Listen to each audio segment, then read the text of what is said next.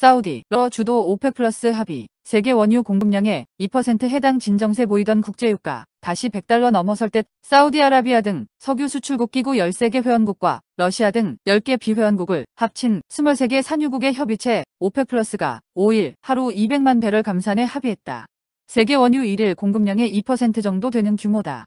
코로나 사태 초기인 2020년 5에서 6월 이후 최대 감산이다. 오펙 플러스는 이날 오스트리아 빈에서 회의를 열고 만장일치로 11월부터 이 같은 감산을 실행하기로 결정했다고 발표했다. 이날 회의는 2020년 3월 이후 첫 대면 회의로 개최됐다. 이에 따라 지난 7월 이후 3개월째 하락세를 이어오던 국제유가가 큰 폭으로 상승할 가능성이 높아졌다.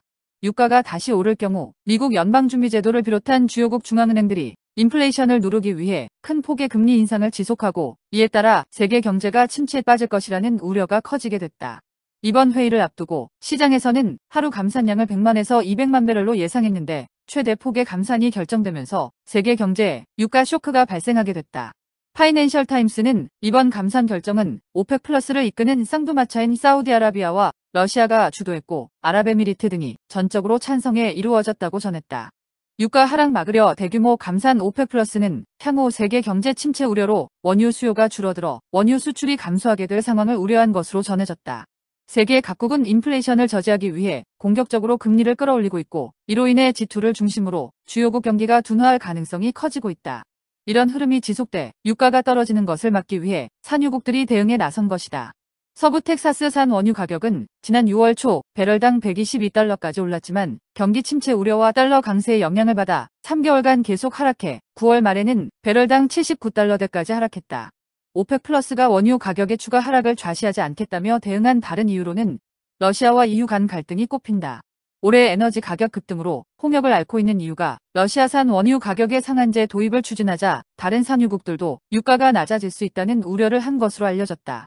이번 감산량은 코로나 사태 초기인 지난 2020년 5에서 6월 하루 970만 배럴을 감산한 이후 최대 규모다. 이날 WTI 가격은 전날보다 소폭 올라 배럴당 $85대에 북해산 브렌트유는 배럴당 $91대에 거래됐다. 미국 정부는 오펙 플러스를 상대로 감산을 하지 말아달라며 사전에 압박을 가했다. 유가가 오르면 정점을 찍고 조금씩 하향세로 돌아서려는 기미를 보이는 글로벌 인플레이션이 더 심각해질 수 있기 때문이다. 조 바이든 미 대통령 입장에서는 오는 11월 중간선거를 앞두고 악재가 될 수 있기 때문에 외교 역량을 동원해 오펙 플러스를 압박했지만 결국 실패한 셈이다. 지난 7월 바이든 대통령이 사우디아라비아의 무함마드 빈 살만 왕세자를 만나 증산을 요청했지만 성과를 내지 못했다는 비난이 다시 제기될 가능성이 커졌다. CNN에 따르면 전날 백악관 내부에서는 완전한 재앙이자 적대 행위로 간주할 수 있다는 격앙된 반응이 나왔다. 오펙 플러스 측 인사는 파이낸셜 타임스에 미국의 의견을 존중하지만 우리는 우리에게 최대한 이익이 되는 것을 선택해야 한다고 했다. 인플레이션, 경기 침체 등 악순환 가능성, 이번 대규모 감산 결정의 충격은 단지 유가가 오르는 데에 그치지 않을 것으로 보인다.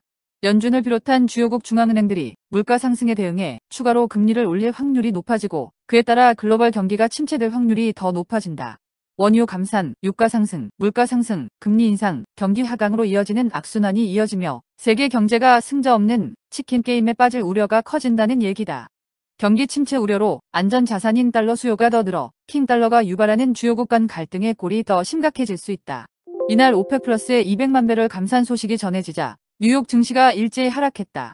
장중 다우 평균과 S&P 500은 1%대, 나스닥 지수는 2% 넘게 하락했다.